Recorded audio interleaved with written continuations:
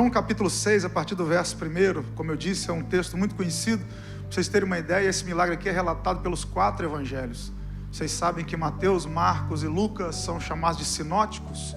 Sinótico no grego, a mesma ótica. 80% de semelhança em Mateus, Marcos, Lucas. Você vai encontrar 80% de semelhança. Os milagres se repetem, a narrativa. 90% do evangelho de João, ele é exclusivo. E João, entre tantos milagres exclusivos, decidiu narrar mais uma vez, mesmo os outros evangelhos já tendo falado da multiplicação dos pães e dos peixes. João decide falar para vocês verem a importância desse milagre para aquele período, para aquela época do início da igreja primitiva. João achou extremamente importante relatar com um pouco mais de detalhes como foi a primeira multiplicação dos pães e dos peixes, tá bom? Diz assim: depois disso partiu Jesus para o outro lado do mar da Galileia, que é o de Tiberíades, e grande multidão seguia, porque via os sinais que operavam sobre os enfermos. E Jesus subiu ao monte e assentou-se ali com seus discípulos, e a Páscoa, a festa dos judeus, estava próxima.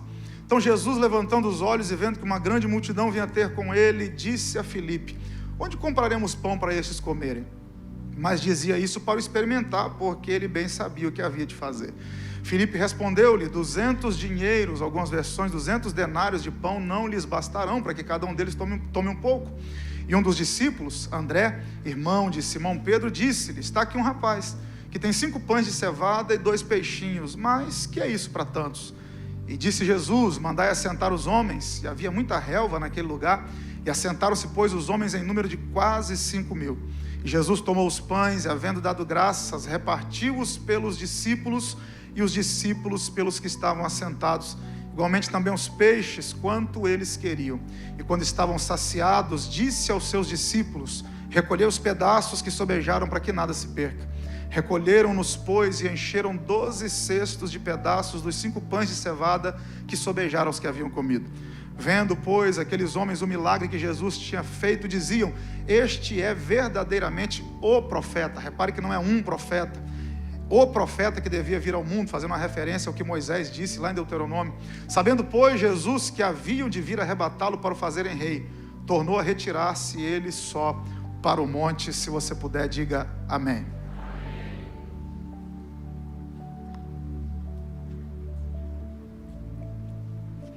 É bom lembrar aos irmãos que essa não é a primeira multiplicação de pães da Bíblia.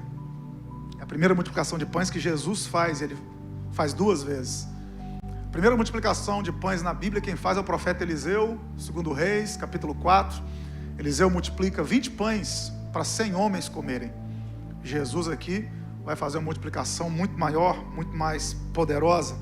E como eu disse aqui, os 4 evangelistas falam sobre ela. Eu, particularmente, gosto muito do evangelho de João. Se alguém aqui me acompanha, vai me ouvir falar muito isso. Provavelmente o livro da Bíblia que eu mais li até hoje foi o evangelho que João escreveu. Mas eu gosto muito do momento em que Mateus coloca esse milagre no seu evangelho. Depois, com calma, na sua casa, você vai lá e leia Mateus capítulo 14, que é onde Mateus fala a partir do verso 13, Viviane, sobre esse milagre. Mas se a gente analisar o contexto de Mateus 14, a partir do 1, Mateus começa falando sobre a morte de João Batista. Mateus 14, 1, Mateus começa falando da morte de João Batista.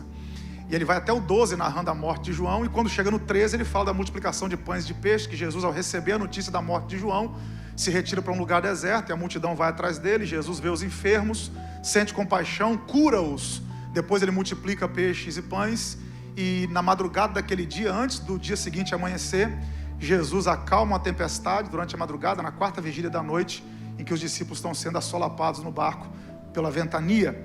Então olha que coisa interessante, Mateus começa falando no capítulo 14 da morte de João Batista. Todo mundo sabe do vínculo sanguíneo que havia entre Jesus e João. Suas mães eram primas, logo João e Jesus eram primos também em algum grau, tinha um grau forte de parentesco. A diferença de idade entre João e Jesus, 6 meses. E a notícia chega: João morreu precocemente, 30 anos de idade, de uma maneira terrível, decapitado. E a notícia chega para Jesus: João Batista morreu.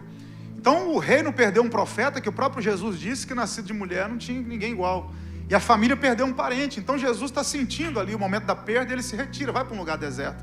Só que a multidão não quer saber se o reino perdeu um profeta, se a família perdeu um parente. A multidão quer milagre, a multidão quer alguma coisa. E a multidão vai atrás de Jesus. E Mateus diz que Jesus, observando a multidão, sente grande compaixão. E quando ele vê que o povo precisa de milagres, ele cura todos os enfermos naquele dia. E aí ele se vê que o povo está com fome, ele multiplica 5 pães e 2 peixinhos. Ele sobe no monte para orar e ordena os discípulos que entrem no barco. Na 4ª vigília da noite, os discípulos já estão prestes a naufragar. Ele vai caminhando por sobre as águas e acalma a tempestade. Olha que coisa interessante. O dia começou com a notícia ruim, João morreu. Mas Jesus ainda curou, proveu e acalmou tempestades. Nem todo dia a notícia que você vai receber vai ser aquela que você queria receber. Nem todo dia que o telefone tocar, o que vai estar te esperando do outro lado da linha vai ser uma boa notícia. Nem sempre quando você pegar o exame, o diagnóstico vai ser favorável. Nem sempre quando o zap chegar, o áudio também vai ser bom de se ouvir. A vida sempre nos apresenta surpresas e nem todas são agradáveis, algumas são bem terríveis de se viver. Talvez eu estou pregando para gente aqui que tem vivido perdas ultimamente, perdas na área financeira, perdas na área sentimental, perda em várias áreas da vida. E aí eu tenho certeza do que eu vou dizer aqui agora. Deus te trouxe essa noite para dizer que, apesar das perdas, Jesus ainda cura, ainda provê e ainda acalma tempestades.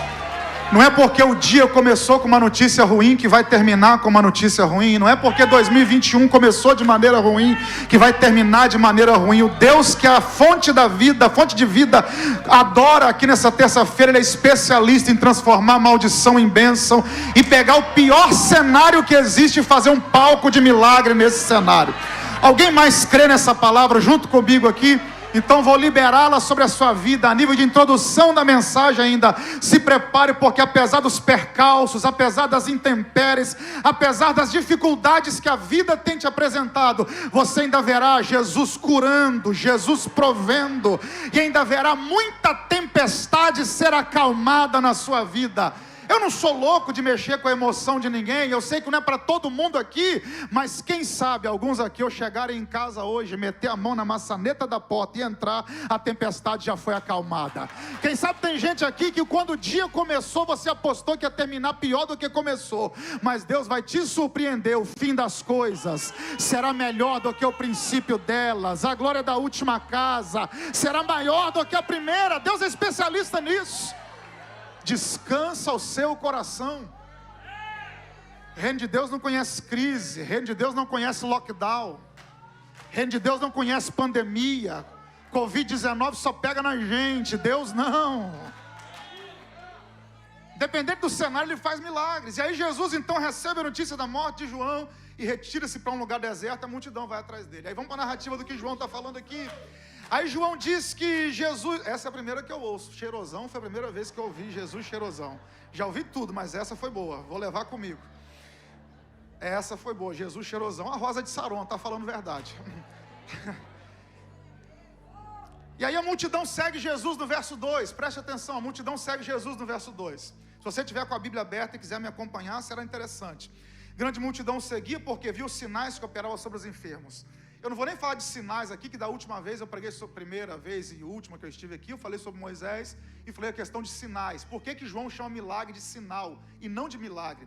Porque todo sinal é maior do que o objeto para o qual ele aponta. Vou repetir, todo sinal é menor do que o objeto para o qual ele aponta.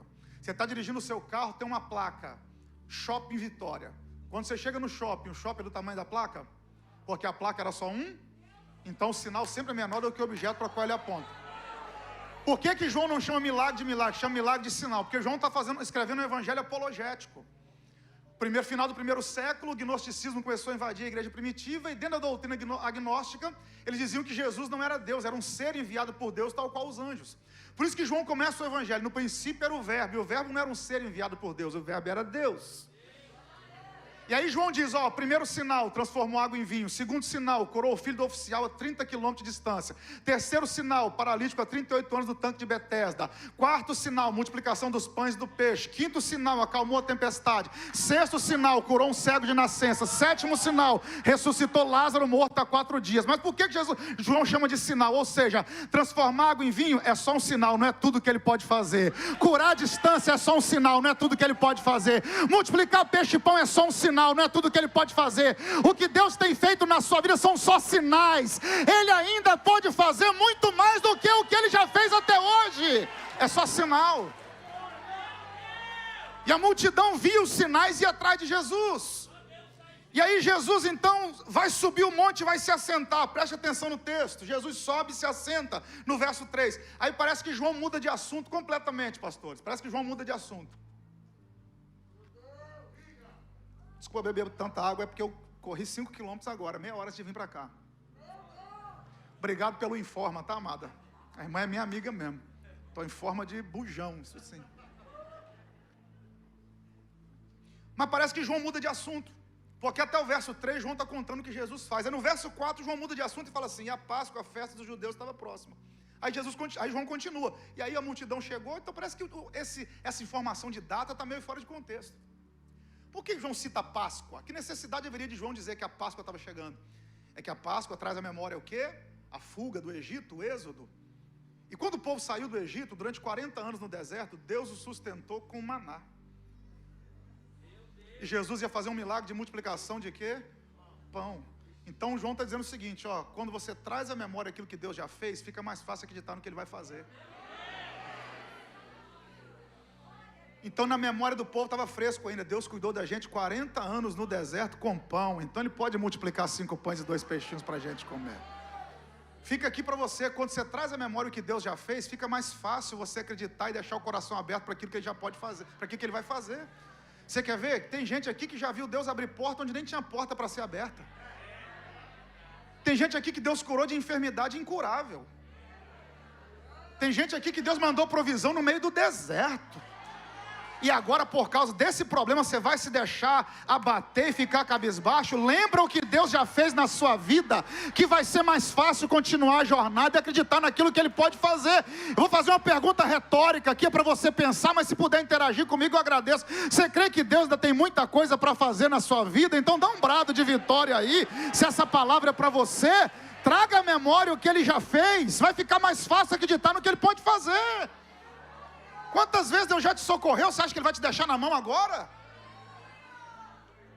Se Ele nunca falhou com ninguém, você acha que vai ser com você que Ele vai falhar? Aí João diz, olha, se ele alimentou o povo no deserto, Ele pode multiplicar pão para essa multidão de 5 mil. Se Ele alimentou 600 mil homens, que são 5 mil para Ele? Nada. Aí João diz no verso 5, então Jesus levantando os olhos, vamos fazer uma exegese rápida aqui, muito objetiva. No verso 3 ele está no monte assentado, correto? Lembrando que João é testemunha ocular do ministério de Jesus. Marcos e Lucas não foram. Marcos foi moço de Pedro, Lucas foi moço de Paulo, Mateus testemunha ocular, João uma testemunha ocular. E João dá detalhes que os outros evangelistas não deram por ser um discípulo mais próximo de Jesus. Aí João estava lá, João diz, olha, ele subiu no monte e se assentou. Então o cenário que você tem que ter em mente aqui, Jesus assentado no monte. E aí o texto diz que a multidão vinha ter com ele, ó, verso 5, levantando os olhos e vendo que a multidão vinha ter. A multidão estava a caminho, estava chegando. A multidão vinha ter com ele, Jesus chamou Filipe e falou, onde é que nós vamos comprar pão para esse povo comer? E aí o que é interessantíssimo é que o texto diz assim, mas dizia isso para experimentar, porque ele bem sabia o que havia de fazer. Pastor Tiago, a multidão nem tinha chegado. Jesus olhou e falou, eles vão chegar e vão ter um problema. Mas antes do problema chegar, eu já sei que o problema vai chegar e já tem uma solução para ele. Eu vou perguntar para Filipe, já vou explicar por que ele pergunta para Filipe, mas a aplicação que eu quero fazer aqui é essa. Tem gente aqui que não sabe, mas vai enfrentar problema amanhã. Tem gente aqui que não sabe, mas o problema vai bater na sua porta. E a notícia que eu tenho para te dar é essa, antes do problema chegar, ele já sabe que o problema vai chegar e já tem solução para esse problema. Ele já sabe o que vai fazer, porque nada o surpreende.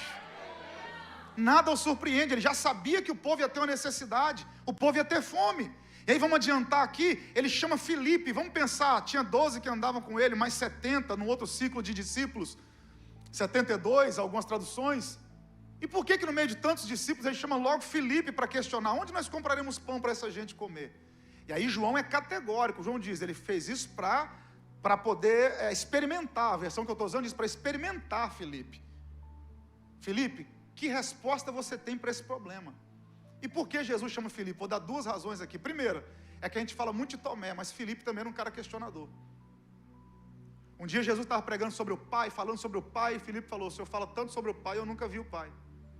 Aí Jesus diz, Filipe, quem vê a mim vê o Pai, porque eu e o Pai somos um. Um dia André chegou para Filipe e falou assim, os gregos querem conhecer Jesus. Aí Filipe falou, já tem tanto judeu querendo conhecer, você quer levar grego também? Então Filipe é um cara questionador. Morava no Rio, em Campo Grande. Onde eu moro, não era daqui, com certeza. Aí Jesus falou, em outras palavras, estou aplicando o texto. Ah, Felipe, você gosta de questionar? Deixa eu ver como é que você reage quando é questionado. Gostinho de bezetacil, vamos lá. Você gosta de exigir, então como é que você reage quando é exigido? Porque tem gente que é assim, se fosse eu no lugar, fazia. Deus coloca no lugar e diz, agora faz. Se fosse eu lá, fazia diferente. Deus te coloca no lugar e diz, agora faz diferente. E aí sabe o que é interessante? É que Felipe não tem uma resposta para dar, porque 90% dos questionadores não sabem o que fazer quando são questionados.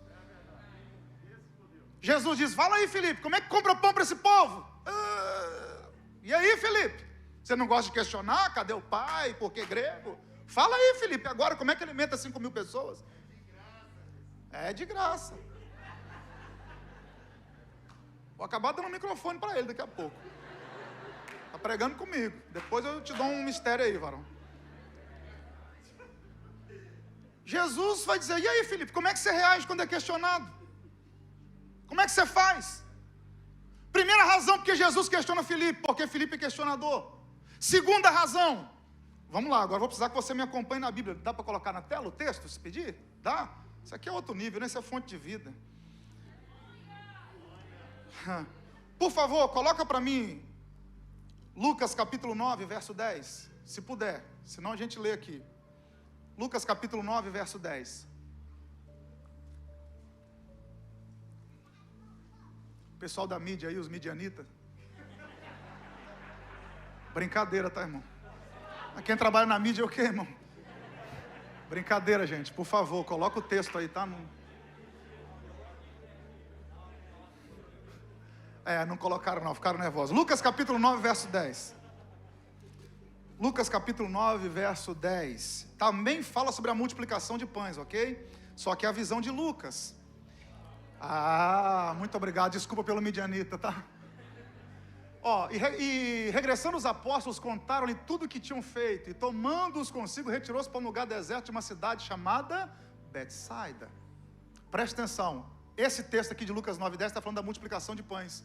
Se você olhar a epígrafe do texto, ou seja, aquele negrito em cima ali, que mostra o que está falando, o assunto do texto, né? Epígrafe, está falando da primeira multiplicação de pães. Só que Lucas dá uma informação que João não dá. Lucas diz onde o milagre aconteceu. Lucas diz que o milagre aconteceu no deserto próximo à cidade chamada Betsaida. Então a multiplicação de pães acontece próximo a Betsaida. Me ajuda aí, próximo a Betsaida. Agora João 1,44, por favor. Evangelho de João, capítulo 1, verso 44. Por que Betsaida? Primeiro, por que Filipe? Primeiro, porque ele estava em Betsaida. E João 1,44 traz uma informação importantíssima. João 1,44 diz o seguinte: e Filipe era de Betsaida. Filipe era de onde? Então Filipe era da cidade onde Jesus ia multiplicar pães. Filipe era da cidade onde a multidão estava com fome. Então por que Jesus chama Filipe? Filipe, porque você mora aqui. Então ninguém melhor para saber onde comprar pão do que você. Você não é de Betsaida, Filipe? Então onde é que compra pão? Onde é que tem padaria aqui, Filipe? Onde é que compra pão para esse povo? Aí eu aprendi uma lição com isso aqui. Deus sempre vai exigir de mim uma resposta para o lugar que Ele me colocou.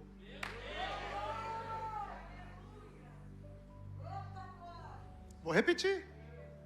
Deus sempre vai exigir de nós uma resposta para o lugar onde Ele nos colocou. Você acha que você estuda onde você estuda por acaso? Você acha que você trabalha onde trabalha por acaso? Você congrega onde congrega por acaso? Você tem a responsabilidade de ter uma resposta para os problemas que surgirem aí.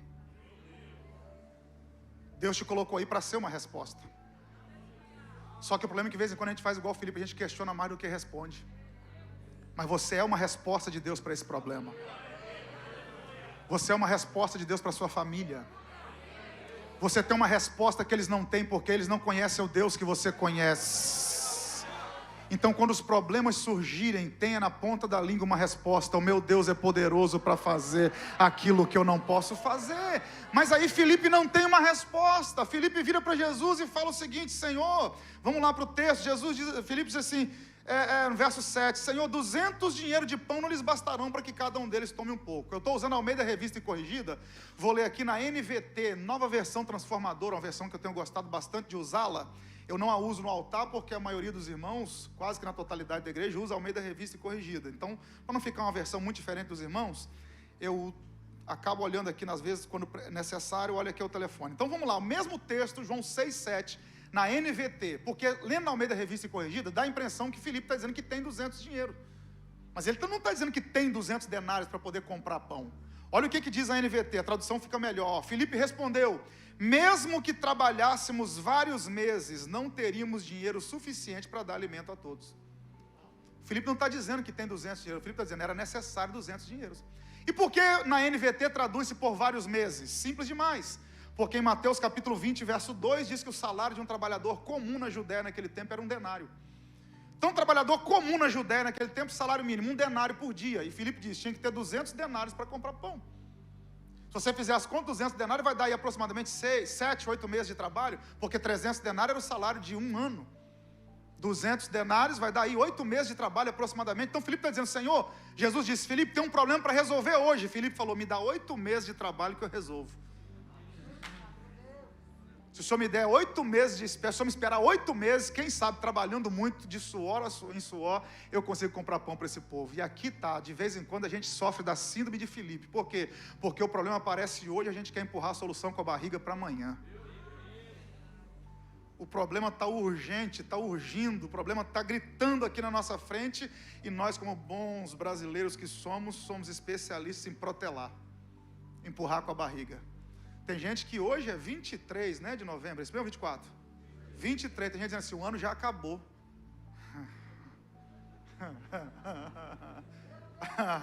Deus está dizendo, deixa eu te dar uma ideia, eu fiz o universo inteiro com 6 dias, ainda descansei no 7º. Tem gente que o problema está para resolver hoje, ele está jogando a solução do problema para o ano que vem. Não, 2022, ninguém me segura. Irmão, se tem um culto que eu amo, é culto de virada de ano, é top demais. Porque a galera começa a olhar para o relógio e fala, 10, ninguém me segura. 9, sai da frente, Satanás. 8, vou arrebentar, a academia me espera. 7, vou fazer dieta. E os anjos tudo rindo, já conheço a história, já vi isso um montão de vezes. 6, vou voltar a fazer meu curso de inglês. 5, 4, 3, 2, 1, virou. Vamos para casa comer rabanada e tomar Coca-Cola. No dia 2 eu começo a dieta. Vocês estão aí? Nós somos especialistas em colocar tudo na conta do tempo. Deixa eu dizer um negócio aqui, o tempo não resolve tudo, isso é um adágio enganoso. O tempo revela tudo, mas não resolve tudo. O tempo não resolve, não cura um câncer, o tempo revela um câncer. O que cura o câncer é o tratamento ao longo do tempo. Então, se o tempo for passando e você não fizer nada, vai continuar tudo do mesmo jeito. E aí Filipe falou, me dá aqui 8 meses de trabalho que talvez eu consiga resolver esse negócio. Quando eu olho isso aqui, eu lembro de Marta, imediatamente, numa outra ocasião, já estou cavando uma agenda, eu vou falar sobre Lázaro. Numa outra ocasião eu falei sobre João 11. Jesus chega em Betânia, Marta vai correndo até onde está Jesus e fala assim, se o Senhor estivesse aqui, meu irmão não teria morrido. Ela começa chegando, colocando a solução no passado. Se o Senhor estivesse, tem gente que sofre da síndrome de Marta, se ano passado eu tivesse essa oportunidade, se em 2020 tivesse acontecido, 2021 não estava assim. A gente coloca no passado, aí Marta diz, se o Senhor estivesse aqui, aí Jesus diz, calma Marta, seu irmão há de ressuscitar. Aí Marta quis dar uma de teóloga para cima de Jesus, eu sei que ele vai ressuscitar naquele grande dia, e é dia com D maiúsculo, ou seja, no dia da ressurreição.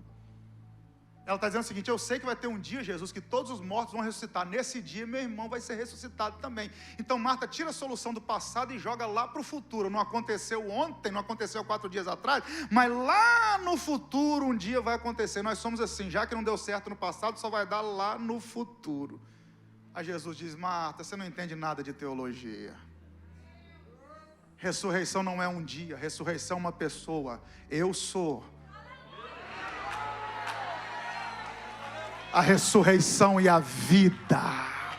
Pode chegar o dia que quiser no calendário, se eu não estiver presente não tem milagre, porque Isaías 43:13 ele disse, antes que houvesse dia, eu sou, antes de ter domingo, segunda, terça, quarta, quinta, sexta, sábado, eu sou, antes de janeiro, fevereiro, março, abril, maio, eu sou, antes dos anos, das décadas, dos séculos, dos milênios, eu sou. Ei, pode chegar o dia que quiser no calendário, se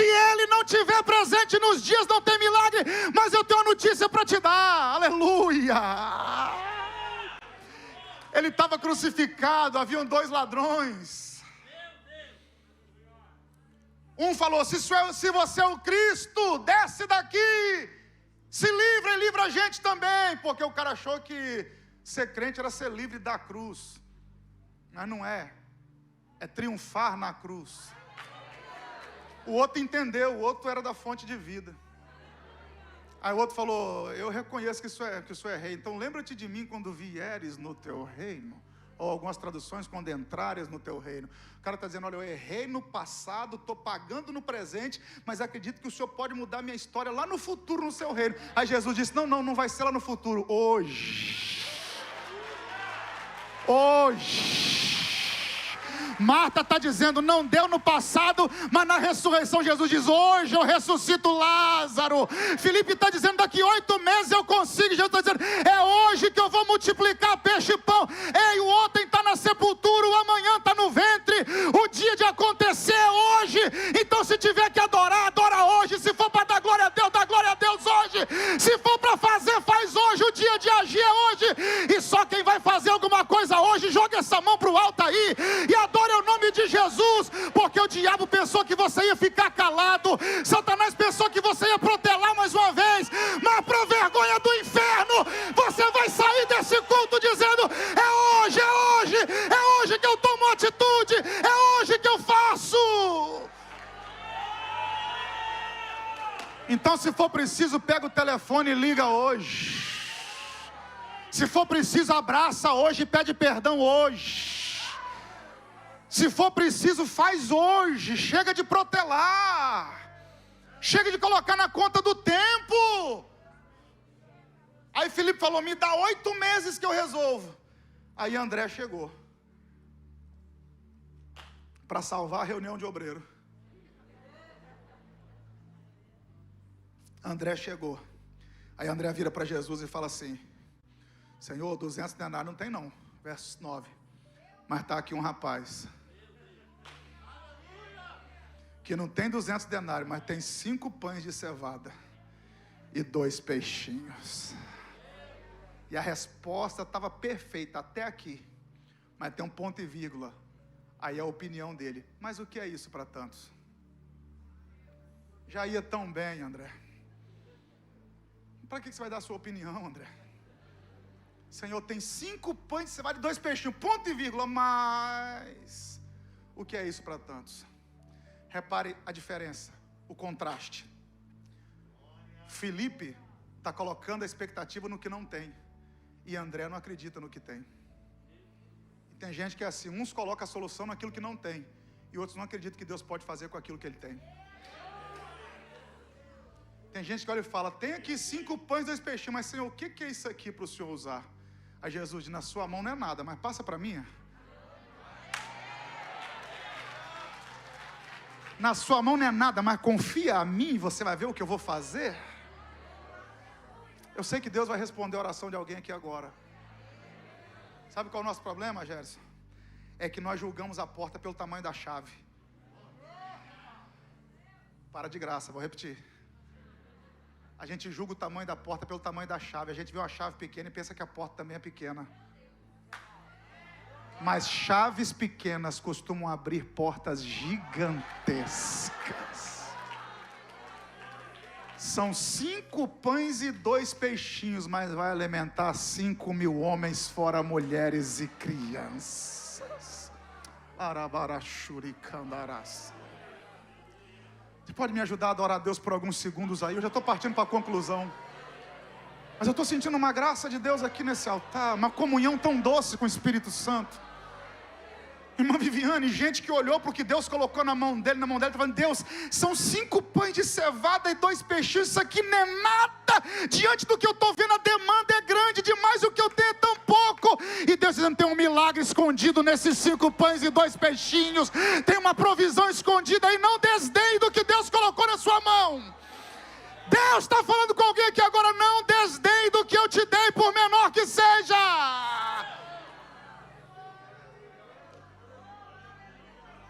Pode me ajudar a adorar Ele aí?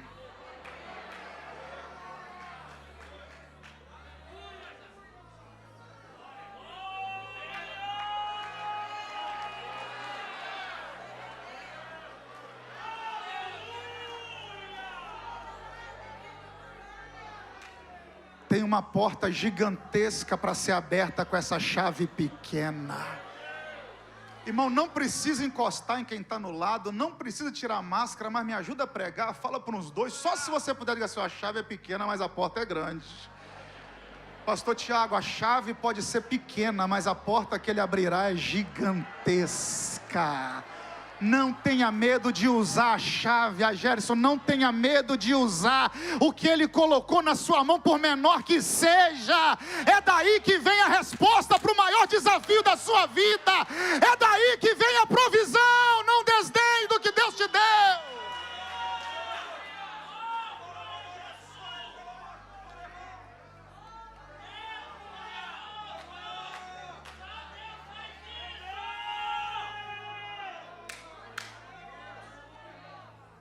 Agora, por que André está dizendo, mas o que é isso? Repare que olha o que ele diz, o que é isso? É pejorativo. Isso, pejorativo.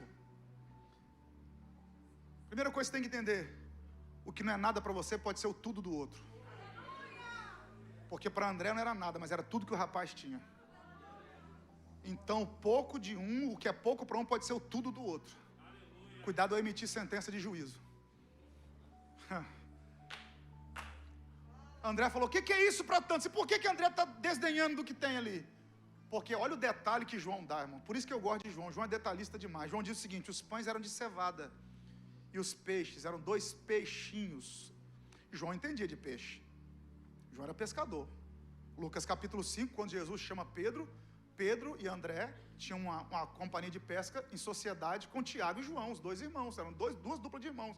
Os caras pescavam de traineira. Em Lucas 5, os 2 barcos quase afundaram de tanto peixe que Jesus colocou na rede. Depois você vai em João 21, o Cristo ressurreto aparece na margem de Tiberíades e fala assim, lança a rede do lado direito. E João disse que quando eles puxaram tinha 153 grandes. Então João sabe diferenciar peixe grande e peixe pequeno. E João falou, os pães eram de cevadas e eram 2 peixinhos. Tem até que fazer biquinho para falar, peixinhos. Não era peixão, era peixinho. Então João falou, isso aqui é pouco demais. Desculpa, André está falando, isso aqui é pouco demais. Pra você ter uma ideia, a cevada era alimento de segunda. O trigo era alimento de primeira. Para você depois com calma pesquisar, 1 Reis 4, 28, Salomão alimentava seus cavalos com cevada. Cevada no tempo de Salomão era comida para cavalo. Isso aqui aponta para a condição social do rapaz. Ele não morava na Mata da Praia. Morava em Campo Grande, hashtag fica a dica, lá no Rio de Janeiro. Zona Oeste do Rio, onde eu moro. Então mostra a condição social do rapaz. O pão era de cevada. Tinha gente que se visse aquele pão de cevada e dizia assim, eu comer pão de cevada só como pão de trigo. Pão de cevada? Eu comer pão de cevada? E quantas vezes você olha para o que você tem e fala, é igual a cevada. Ninguém valoriza. Mas Deus está dizendo, é do que ninguém valoriza. É da simplicidade. Porque usa as coisas que não são para confundir as que são. E as loucas para confundir as sábias, e as pequenas para confundir as grandes. E aí João continua o detalhe dizendo assim, eram 2 peixinhos. Agora vamos trazer para o nosso dia a dia. Pastora Viviane, permita-me fazer essa aplicação, trazendo para os dias, para o nosso tempo. Peixe pequeno no nosso português é um termo pejorativo. Você está num ambiente cheio de gente importante, igual eu estou aqui hoje. Eu falo, eu sou peixe pequeno. Só tem peixe grande. Eu sou um lambari. Isso é coisa de mineiro. Nem todos conhecem o lambari. Sou um peixe pequeno. Então, peixe pequeno é algo pejorativo. Você está num ambiente com muita gente importante. Você fala, aqui só tem tubarão, só tem gente grande. Eu sou peixe pequeno. Igual me sinto perto do Gerson. Quando eu entro na nave espacial dele. Quem sou eu? E a gente, quantas vezes a gente já não acredita que alguma coisa pode acontecer porque nós nos sentimos peixes pequenos. Mas eu tenho mais uma notícia para te dar. Deus é especialista em usar peixe pequeno. Nada contra peixe grande, mas o peixe grande que apareceu na Bíblia, você abrir a boca dele, tinha um profeta dentro. Então peixe grande come profeta, mas peixe pequeno alimenta a multidão.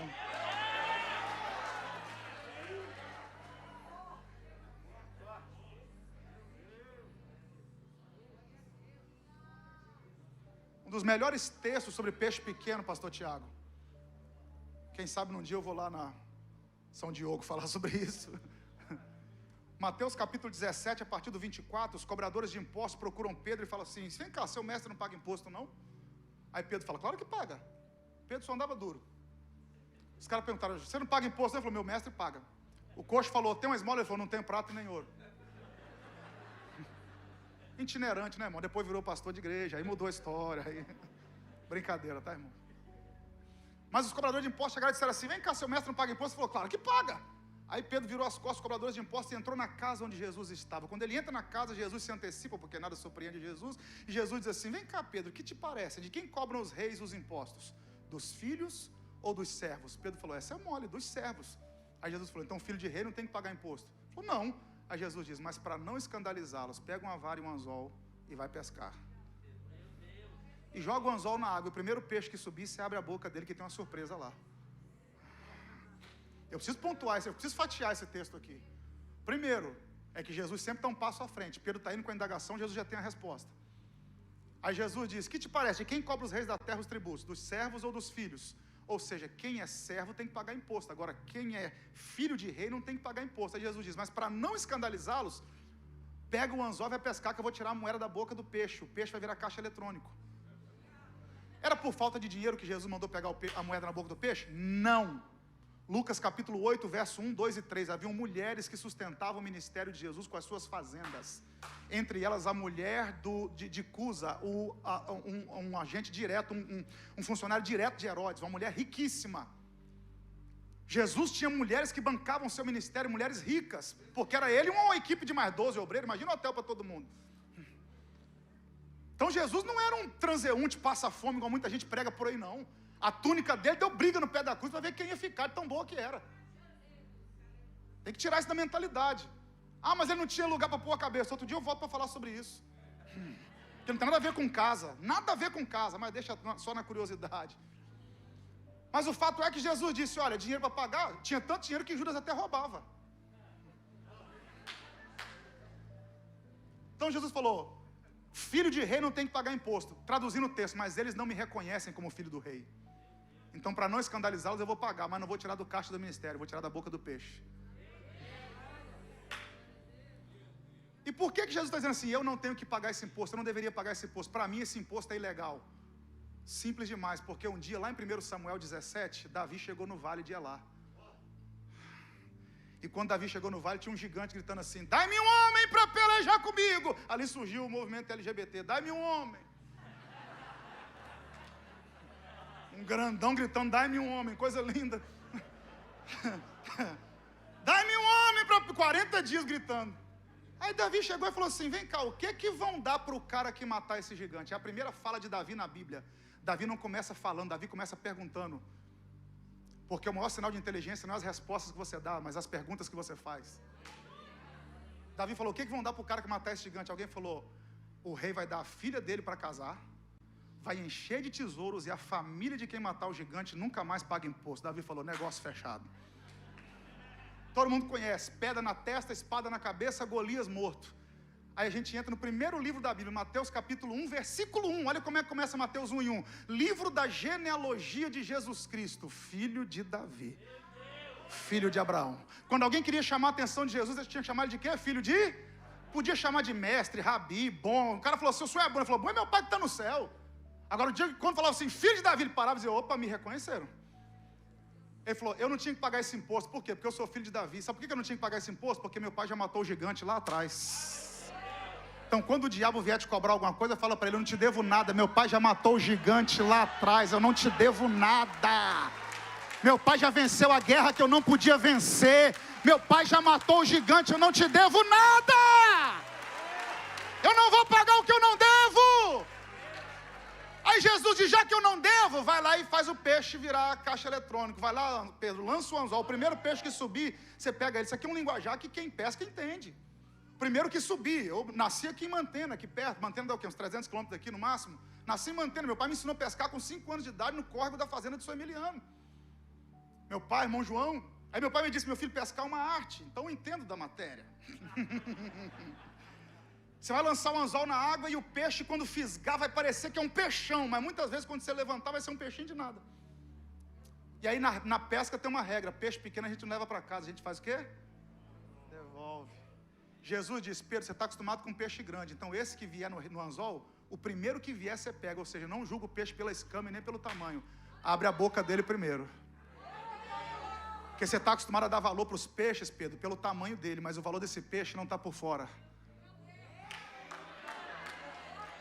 O valor desse peixe você só vai conhecer quando ele abrir a boca. Então abre a boca do peixe pequeno que vai ter um starter lá dentro. Jesus conhecia o peixe, era tão pequeno que a moeda não passou, ficou agarrada. Aí Jesus disse, então não julga o peixe pelo tamanho, Pedro, lança o anzol. Isso aqui foi uma pancada na mente de Pedro, por quê? Porque Pedro está acostumado a pescar de traineira. E Jesus disse, calma aí, Pedro, tem dia que a bênção vem no atacado, na rede, mas tem dia que é no varejo, é na paciência. Mas o importante é que a provisão vai chegar. Então lança o anzol, Pedro, o primeiro peixe que subir, você pega ele. Quando Pedro abriu a boca do peixe, tinha lá um starter, pagava o imposto de Jesus e de Pedro. Por quê? Porque o maior valor do peixe não está por fora. Talvez você está sendo julgado por aquilo que estão vendo por fora. E Deus está dizendo, mas seu maior valor não coloquei por fora, seu maior valor eu coloquei por dentro. Então mesmo sendo peixe pequeno, seu maior valor a gente conhece quando você abre a boca. Porque a boca fala do que o coração está.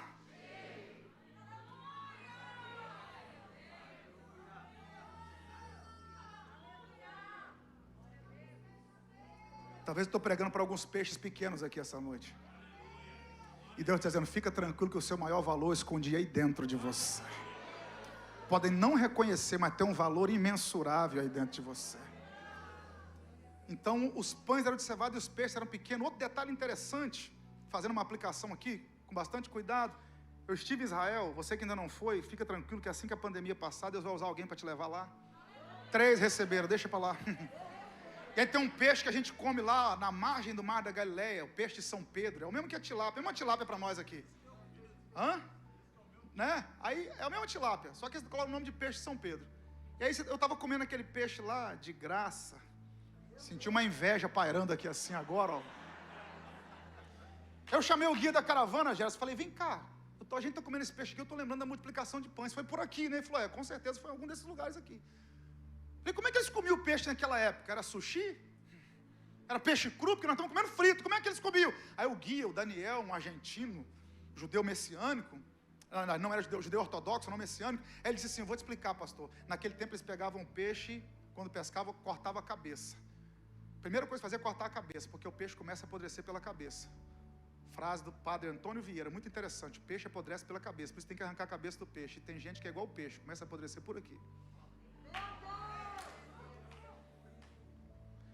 Aí depois que arrancava a cabeça, tirava a entranha do peixe. E aí salgava, colocava no sal grosso, que era muito comum naquela época. A palavra salário vem de sal, você sabe disso? Antigamente recebia-se com sal, daí vem salário. E depois de salgar o peixe, colocava no azeite. Então o azeite, o peixe vinha na conserva. Eu falei, então o peixinho que o rapaz entregou para Jesus multiplicar, estava no azeite. Ele falou, estava. Falei, eu entendi, então pode ser peixe pequeno, mas se tiver no azeite... Não tem problema ser pequeno, mas tem que estar no óleo, tem que estar na unção, tem que estar no azeite.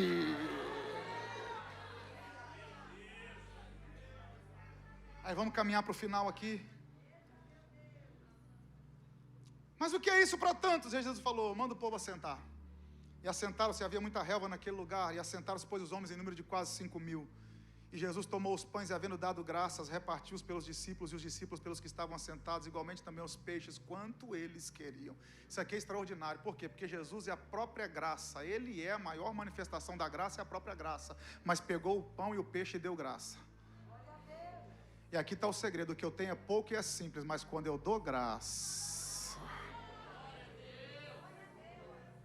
porque nós somos especialistas em lembrar do que é para esquecer e esquecer do que é para lembrar. Ele está dizendo, não dê graça pelo pouco que você tem, que é no pouco que eu mando muito, então dê graça. Você já deu graça pelo que Deus colocou na sua mão hoje? Você já deu graça?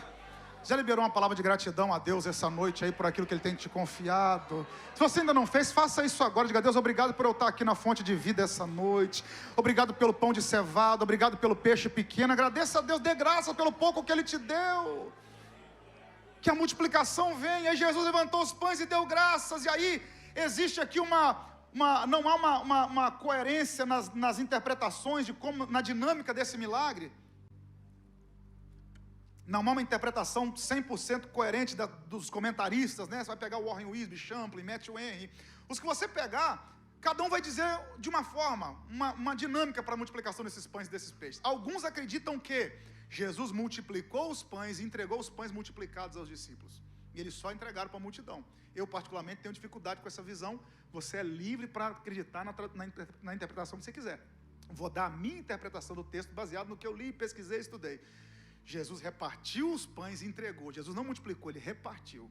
Então, na minha opinião, ele pegou os 5 pães, quebrou em pedaços, pegou um pedaço, colocou na mão de cada discípulo e falou: agora entrega para a multidão. E aí Marcos e Lucas dizem que a multidão foi dividida em grupos de 50 e de 100. Agora vamos fazer uma conta básica aqui. Quantos pães eram? 5. Quantos discípulos? Vamos colocar 12. Quantos? Divide 5 por 12, por favor. Vai dar uma conta quebrada. Então foi menos de meio pão na mão de cada um, pastor Tiago. Imagina Tomé pegando menos de meio pão. E Jesus dizendo, e Tomé falando: Senhor, para fazer o que isso aqui? Para comer? Ele falou: não, é para entregar para aquele povo ali, ó. Jesus dizendo, Tomé dizendo: essa turma aqui? Povo da fonte de vida? O senhor não conhece crente, não? Crente não fuma, não bebe, mas come. Crente come demais, Senhor. Meio pão não vai dar. Então como é que eu acredito que foi esse milagre? Meio pão, menos de meio pão na mão de cada discípulo, um pedacinho de peixe. Eles chegavam para a multidão e diziam assim: vamos lá, vontade de Deus não é para ser entendida, é para ser feita. O problema é que de vez em quando a gente quer entender o que Deus vai fazer. E não é para entender, é para fazer. Oração do Pai Nosso, Jesus ensinou: seja entendida a sua vontade, assim na terra como no céu. Seja. Então não tenta entender, só faz. Para de querer entender, só faz. Sua mente não alcança o que Deus faz, então só faz. É para multiplicar, é para entregar metade, é para dividir essa metade com a turma? É. Aí imagina, vai acabar agora, mas ele mandou, pá, não, sobrou. Não, mas agora acaba, pá, sobrou. Não, mas agora acaba, pá. Não, mas ainda tem um pedaço aqui, não, mas agora acaba, pá, não, sobrou. Não, mas agora vai acabar, pá, não, sobrou. Agora vai acabar, não, sobrou. Agora vai acabar, não, sobrou. Agora vai acabar, não, sobrou. Agora vai acabar, não, sobrou. Agora vai acabar, não, sobrou. Gente que entrou aqui dizendo: hoje acaba. Deus diz: não vai acabar, vai sobrar. Hoje acaba, não vai acabar, vai sobrar. Ontem era para ter acabado, não acabou, sobrou. Hoje era para ter acabado, não acabou, sobrou. Amanhã não vai acabar, vai sobrar. Depois da manhã não vai acabar, vai sobrar. Não vai faltar farinha na panela, nem azeite na botija.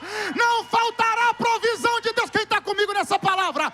Eu preciso que uns 5 acreditem. Quem acredita? Quem crê? Quem crê? Além de não acabar, vai sobrar. Me ajuda a adorar. Sobe esse som, esse fundo musical aí, meu filho. Sobe esse fundo musical para o povo adorar. Além de não acabar, vai sobrar na sua mão. Vai sobrar na sua vida. Vai sobrar na sua casa. Deixa eu te dar uma notícia: o nosso Deus é Jeová Jireh, o Deus da provisão.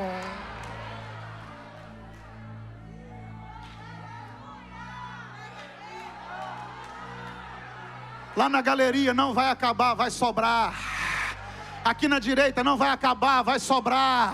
Aqui, ó, não vai acabar, vai sobrar. Pega aí, ó, não vai acabar, vai sobrar. Não vai acabar, vai sobrar. Não vai acabar, vai sobrar.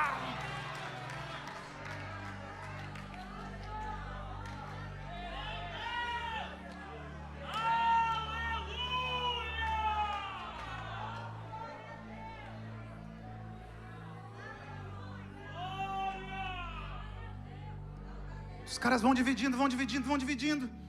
Aí daqui a pouco o texto diz: e quando estavam saciados, não foi um lanchinho não, comeram até saciar. Quer mais um pedaço? Não aguento mais. Só mais um pedacinho, rapaz, não dou conta. Tá todo mundo saciado? Tá. Aí Jesus diz: recolhe os pedaços para que nada se perca. Por quê? Porque Ele é Deus.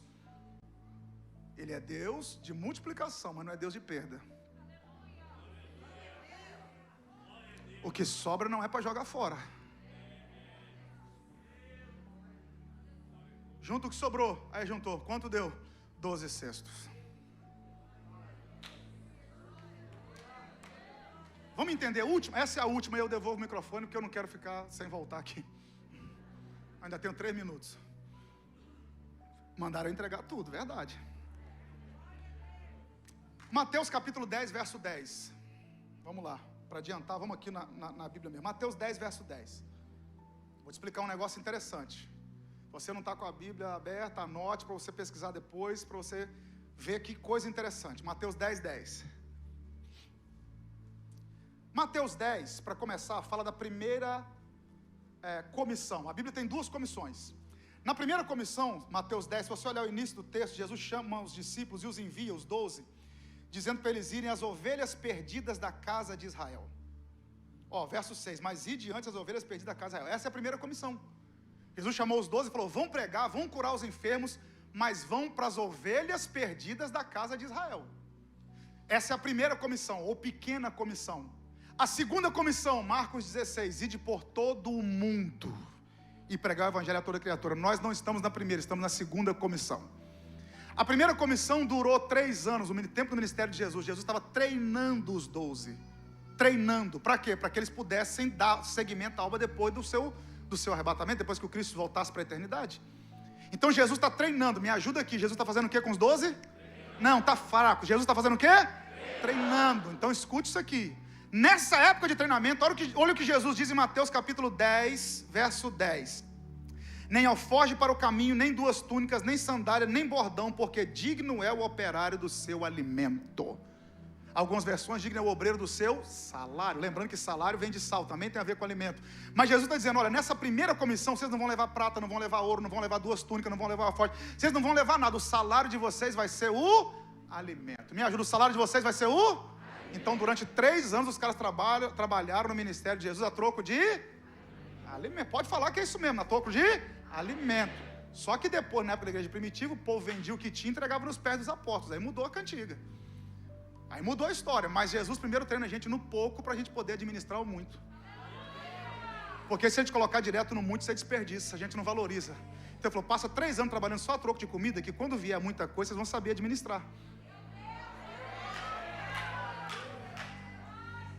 Agora Marcos 6,31, falando da multiplicação de pães também, Marcos 6,31. Então repare que o salário dos discípulos era alimento. Agora Marcos 6,31 também fala da multiplicação de pães e de peixes. E olha o que diz no verso 31 de Marcos 6, isso aqui é muito interessante, pelo menos no meu ponto de vista. Lembrando que disse Leonardo Boff, que eu não concordo com tudo que ele fala, claro, 50% que ele fala eu não concordo, mas nessa eu concordo, cada ponto de vista é a vista de um ponto.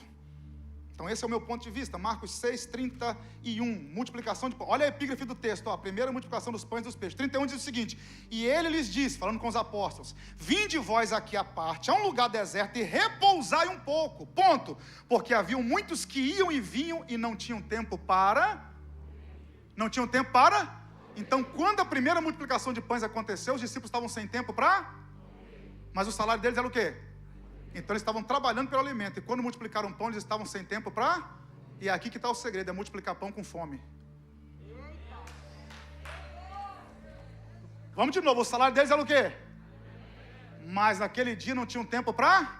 Aí Jesus coloca meio pão na mão de cada um e fala, é para comer? Não, é para compartilhar. Mas eu estou precisando, mas calma aí, compartilha primeiro.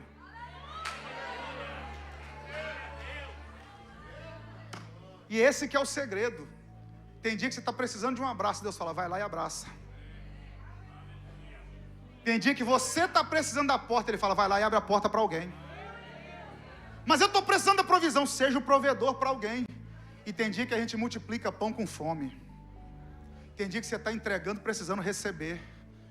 Mas o nosso Deus é poderoso, galardoador, e não fica devendo nada para ninguém. Quem comesse o meio pão não ia ter nada no final, porque é assim que funciona. Salmo 126, um salmo pós-exílico. Quando o Senhor mudou a nossa sorte, estávamos como os que sonham, a nossa boca se encheu de riso, um cântico novo veio aos nossos lábios, e dizíamos, grandes coisas fez o Senhor por nós, e dizia-se entre as nações, grandes coisas fez o Senhor por eles, por isso eles estão alegres. O Senhor mudou a nossa sorte como as correntes do Negueb. Verso 4, verso 5, aquele que leva a preciosa semente andando e chorando, voltará por certo trazendo consigo seus feixes. Verso 6, porque aquele que semeia com lágrima vai colher com alegria. Ponto. Outro dia eu volto para falar sobre isso. O Salmo 126 é um salmo pós-exílico. Repare que do verso 1 ao verso 4 está falando de alegria e mudança de sorte. Verso 5 e verso 6, choro. Não tem lógica. Se Deus mudou minha sorte, por que eu vou chorar? É porque o povo voltou da Babilônia e trouxe sementes. E quando chegaram em Judá, em Jerusalém estava destruída. Então, com a semente que eles tinham, viviam, eles tinham duas opções: ou come a semente ou planta. Então é melhor plantar com lágrima, porque eu posso comer a semente agora e não ter amanhã para colher, mas eu posso plantar doendo agora. Vou plantar regando com lágrima, mas amanhã a colheita vai ser extraordinária. Eu vou compartilhar o meu meio pão, mas tem um cesto cheio me aguardando no final. Depois que todo mundo comeu, Jesus diz: quantos cestos sobraram? Quantos cestos? E quantos discípulos eram? Está aí o salário de vocês. Ninguém trabalha de graça para mim. Ninguém trabalha de graça para mim. Eu sou Deus galardoador. Você compartilhou o seu meio pão. Agora tem um cesto cheio para você. Você crê que essa noite é profética? Estende a mão como quem vai receber alguma coisa. Eu declaro: Deus te viu compartilhando o seu meio pão. Deus viu no momento que você precisava. Ainda assim você foi altruísta e compartilhou com alguém. E Deus está dizendo: por causa da sua liberalidade, por causa da sua generosidade, por causa da sua atitude, tem um cesto cheio te aguardando logo ali. Pega essa palavra para você. Tem um cesto cheio te aguardando. Recolheram e encheram 12 cestos dos pedaços de 5 pães de cevada que haviam sobrejado os que haviam comido. No verso 14, chamaram ele de profeta. No 15, queriam fazer dele rei. Ele se retirou. Só um detalhe: Mateus diz que recolheram, João diz que recolheram 12 cestos pedaços de pães. Mateus fala 12 cestos pedaços de pães. Lucas fala 12 cestos pedaços de pães. Só Marcos que cita que tinha peixe, mas fala assim: alguns peixes. Onde eu quero chegar é que sobraram 12 cestos de pães, mas não sobraram 12 cestos de peixe. Por que não sobrou 12 cestos de peixe, mas sobrou 12 cestos de pães? Primeira regra, foi Paulo quem disse isso: quem semeia muito colhe, e quem semeia pouco. O que foi semeado mais, pão ou peixe? Então automaticamente vai sobrar o que foi semeado mais. Então a área que você quer que multiplique, semeie. Fica tranquilo que eu não vou passar envelope e nem estender lençol, relaxa. Só estou te ensinando um princípio. A área que você quer que multiplique, semeie. Você quer milagre na sua família? Abençoe a família de alguém. Quer milagre no seu ministério? Abençoe o ministério de alguém. Você quer que multiplique numa área que você não semeia? Não vai sobrar, não vai ter milagre. Agora multiplica, semeia na área que você quer que multiplique, ué. Princípio básico do reino de Deus. Não sobrou peixe, pastor? Sobrou. Marcos diz que sobrou, só que sobrou menos peixe e mais pão. Primeiro porque a lei da semeadura, a lei bíblica da semeadura. Quanto mais você semeia, mais você colhe. Quanto menos você semeia, menos você colhe. Lei básica da vida, que a Bíblia é feita de princípios e promessas. Isso aqui é um princípio. Seja ateu, seja crente, quem praticar esse princípio vai viver o resultado, seja pouco ou muito. Mas outra coisa interessante aqui é que pão todo mundo come, agora peixe, tem gente que fala assim: não consigo comer peixe, não suporto, né? Tem gente que tem alergia a peixe. Agora pão, qualquer lugar do mundo tem pão, só muda o nome. Chega lá, tem pão? Tem. Onde você chegar tem pão, só muda o nome. Agora peixe, nem todo lugar tem peixe. Me prometeram uma muqueca hoje, só até aqui o pai me deu. Isso é profético. Mas o fato é que peixe nem todo mundo come. Quem aqui não come peixe? Pode levantar a mão sem problema. Olha aí, quantidade de mão que não come peixe. Eu amo peixe, pode fazer, me chamar que eu vou. Mas pão todo mundo come. Agora tem um detalhe: você está precisando melhorar a sua saúde? Procura lá um nutrólogo, um endocrinologista, um nutricionista e fala assim: eu preciso perder peso, preciso melhorar meus números aqui no meu exame de sangue. Ela vai falar: a primeira coisa que você tem que cortar. E vai dizer: quer comer uma coisa saudável? Coma.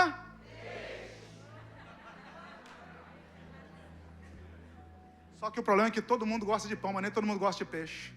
Qual a diferença do pão e do peixe? É que o pão é um alimento que enche o estômago, o peixe é um alimento que enche a mente. Peixe é rico em ômega 3, aumenta a sinapse neural, melhora o raciocínio e aguça a memória. Sem contar a saúde que faz. Agora o trigo, quando você come, vira açúcar no seu sangue. Hashtag fica a dica, menos pão. Uma das frases que mais me impactou até hoje, eu li no livro de Anthony Robbins, Poder Sem Limites. Tony Robbins disse o seguinte: tem gente que cava a sepultura com os próprios dentes. Aqui fica uma dica: desembrulhe menos e descasque mais. Come menos coisas industrializadas e mais coisas naturais. Mas o fato é que todo mundo gosta de pão, mas nem todo mundo gosta de peixe. Só que peixe é um alimento que faz bem para a cabeça. Pão é um alimento que faz mal para o corpo. Por mais gostoso que seja. Agora, Qual é o nosso problema como crente? É que a gente entra na igreja e quer sair de barriga cheia, não de mente cheia. Enche a minha barriga, profeta, manda, hoje é vitória, hoje é bênção. Mas quando a palavra é para encher a mente, a gente não quer.